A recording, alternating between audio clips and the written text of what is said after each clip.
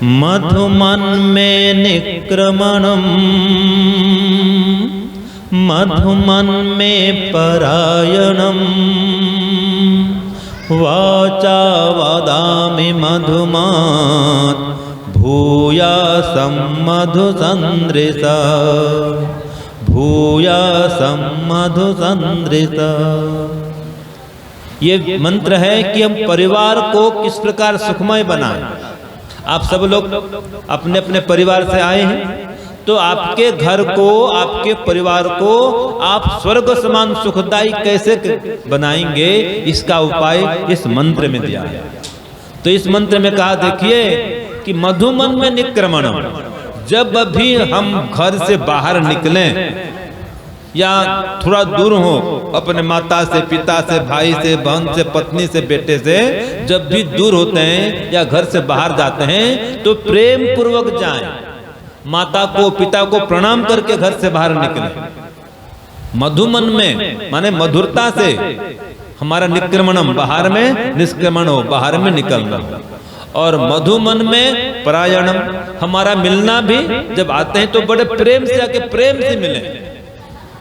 पति दो घर में आते हैं, ऑफिस से आए हैं, थक करके आए हैं, तो बड़े प्रेम से मिले अपने पत्नी से, बच्चों से, माता से, पिता से। और आप भी बड़े प्रेम से उनका स्वागत करें। पत्नी घर में है तो पतिदेव आते ही बैठाएं, पंखा चलाएं या कूलर चलाएं या एसी चलाएं, पानी पिलाएं और उनका कुछ सुख दुख पूछें कि कैसा रहा कार्यक्रम दिन का, क्या तकलीफ हुई। पहले उनसे थोड़ा अपनी बातों को शेयर करें, सामान्य बातों को, और फिर बाद में कोई समस्या तो बताएं, एकदम समस्या न बताएं। तो जब भी मिले प्रेम से मिले, दूर होना हो प्रेम से हो। और इसमें कहा है वाचा वदामि मधुमत भूयासम मधुसंदृशा, जब भी बोले आप प्रिय बोले, मधुर बोले।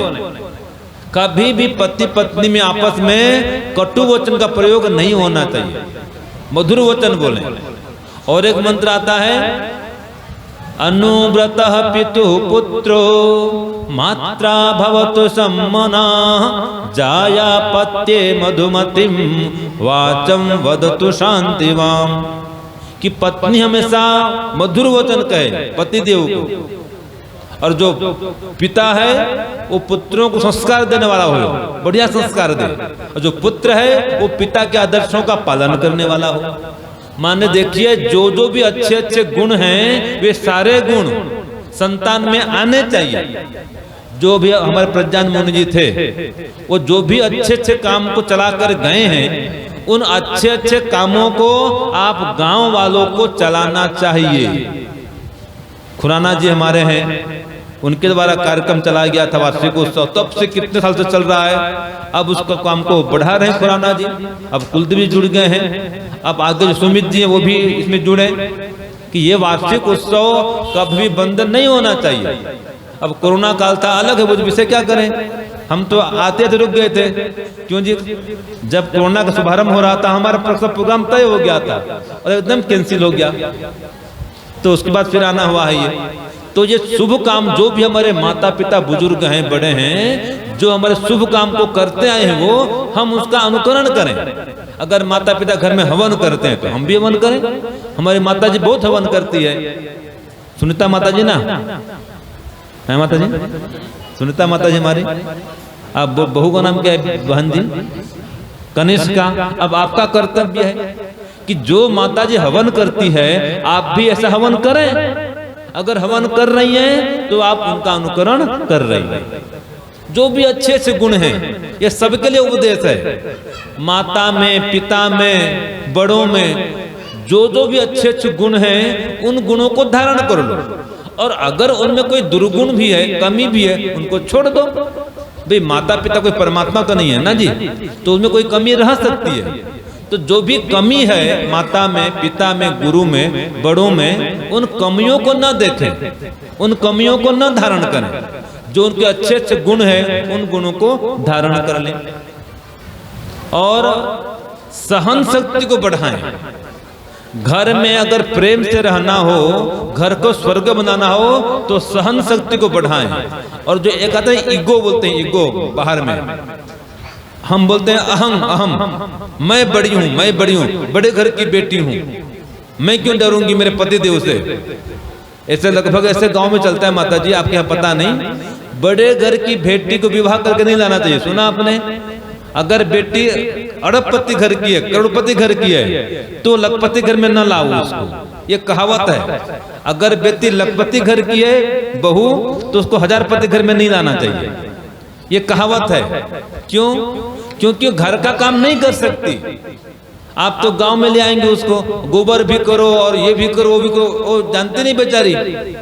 ये हमारी सुनीता माता जी पता नहीं कैसे शहर से यहाँ आ गई थी, पहले नगर से यहाँ आ गई, सब काम किए, मुझे पता लग गया, सब काम करिए। ऐसे कोई कोई माता होती है जो नगर से भी आती है, घर में सब काम कर लेती, गाँव में नहीं तो लगभग काम नहीं करती है। तो अगर आप लाते भी हैं बड़े घर की बहू को, पूछ करके लाए कि बेटी हमारे घर में तो ये काम करना पड़ेगा, गाय भी है और सब कुछ है, करना पड़ेगा। और वो बहू को करना भी चाहिए। जो भी ससुराल में कार्यक्रम होता है, उस कार्यक्रम को आगे बढ़ाना ये बहू का कर्तव्य है, तो घर स्वर्ग बन जाता है। तो ये बस सार में आता हूं कि जो भी आदर्श हैं माता के, पिता के, सासू के, ससुर के, उन आदर्शों को आप धारण करें, प्रेम से धारण करें और ईगो न लाएं। मैं बड़े घर की बेटी हूं, मैं बहुत बड़ी हूं, मैं बहुत पढ़ी लिखी हूं, मेरे सास ससुर क्या जानते हैं, मेरे पति तो भी इतना नहीं पढ़े हैं, मैं बहुत पढ़ी हूं। ये अहम है ना, ये अहम टकराव पैदा करता है। तो हमेशा झुक करके रहें और सहन शक्ति बढ़ाएं। एक अंतिम बात बताऊं फिर विराम दूंगा। कई बार क्या होता है, पति देव कहते हैं, बार बार शिकायत करते हैं कि स्वामी जी देखो ये मेरी बात भी नहीं मानती है, बार बार कहता हूं एक मेरी बात ही नहीं सुनती है। तो ठीक है, वो नहीं सुनती तो आप सुन लिया करो थोड़ा, हैं? और कभी आप नहीं सुनते हैं, वो सुन लिया करे थोड़ा। जहां दोनों एक दूसरे की बात को सुन लेते हैं, समझ लेते हैं, मान लेते हैं, स्वीकार कर लेते हैं, वहां झगड़ा नहीं होता है। और जहां बात को नहीं सुनते, नहीं मानते, वहां झगड़ा होता है। तो हमेशा यह याद रखिए, जो भी माता पिता बड़े जो भी हैं घर में हैं, हमारे हित के लिए उचित सलाह देते हैं, उनको मान लेना चाहिए। अपनी बात को नीचे रखो और बड़ों की बात को ऊंचा रखो। तो बड़ों के अनुभव से काम लो, उनके ज्ञान विज्ञान से लाभ उठाओ और उनकी सहायता करो। जो माता पिता बड़ों का आप सम्मान करेंगे, उनके पथ में चलेंगे, याद रखिए आप अनेक विपत्तियों से, आपत्तियों से बच जाएंगे, हानियों से बच जाएंगे। तो इसलिए माता पिता के आदर्शों का अनुकरण करें, उनका सम्मान करें, रोज उनको प्रणाम करें और घर में पंच महायज्ञ का अनुष्ठान करें, तो आपका घर स्वर्ग हो जाएगा। बस ये 5 बात बता के फिर विराम दूंगा कि पंच महायज्ञ क्या है। एक तो रोज सुबह शाम आप ओम का और गायत्री मंत्र का जप करें। ज्यादा आपको नहीं आता है, ओम तो आता है, गायत्री मंत्र आता है, तो ओम और गायत्री मंत्र का कम से कम 21-21 बार भी जप करें। माताएं, बहनें, पुरुष जो भी आए हैं, ये संकल्प लेके जाएं। ये विज्ञान मुनि जी की तपस्थली है। तो इस अवसर पर संकल्प करें कि मैं मंदिर में आई हूँ या आया हूँ, संकल्प करता हूँ कि हर दिन मैं रोज सुबह शाम जब भी आपको टाइम मिले, कम से कम 21 बार भी गायत्री मंत्र का जप करेंगे। एक काम हो गया। दूसरा काम है रोज घर में हवन करना। अब रोज कर सकते हैं, अच्छी बात है। रोज नहीं कर पा रहे हैं तो कम से कम सप्ताह में 1 बार भी हवन करना चाहिए। उतना भी नहीं कर पाते हैं तो यहाँ आ जाए, यहाँ पर हवन होता है। क्यों कुलदीप जी, कब हवन करते हैं? यहाँ पर करते हैं, अभी तो विराम है, कभी करते हैं। अब शुरू हो जाएगा, कोरोना खत्म हो गया तो। हाँ, हर पूर्णिमा को और अमावस्या को, हाँ ये नियम कर देते हैं। ठीक बात कुलदीप जी, चलेगा ना? तो देखो हर पूर्णिमा को और अमावस्या को यहाँ पर हवन होगा। आप यहाँ पधारें, वो बीच वाले कमरे में हवन कुंड है, यज्ञशाला है, तो आप यहाँ पर भी आकर के हवन कर सकते हैं। और घर में हवन सीखने के लिए अपने कुलदीप जी को बुला सकते हैं। क्यों कुलदीप जी, आप जाके हवन सिखा सकते हैं, आपके गांव में रहते हैं। तो हमारे कुलदीप जी हैं, इनसे सीखिए हवन और घर में हवन करिए, यहाँ पर भी आइए। ये देव यज्ञ है। पहला था ब्रह्म यज्ञ, दूसरा देव यज्ञ, और तीसरा है माता पिता की सेवा करना। भोजन से, वस्त्र से, चिकित्सा से कोई कमी उनको न होवे, ये पितृयज्ञ है। और चौथा है बलि वैश्वदेव यज्ञ। अब आपको बताऊं, आपको पूछता हूं माताओं को, जो रोटी बनाते हैं उसमें एक रोटी गौ माता के लिए निकालते हैं क्या आप लोग? निकालते हैं, अच्छी बात है। अंतिम रोटी निकालते हैं कुत्ता के लिए भी, बहुत बढ़िया, ये निकाला करें। और पांचवा है अतिथि यज्ञ। कोई भी संत महात्मा विद्वान आए उसका सत्कार सम्मान करें, उनके पास कभी जाएं तो उनकी सेवा करें, सत्कार करें।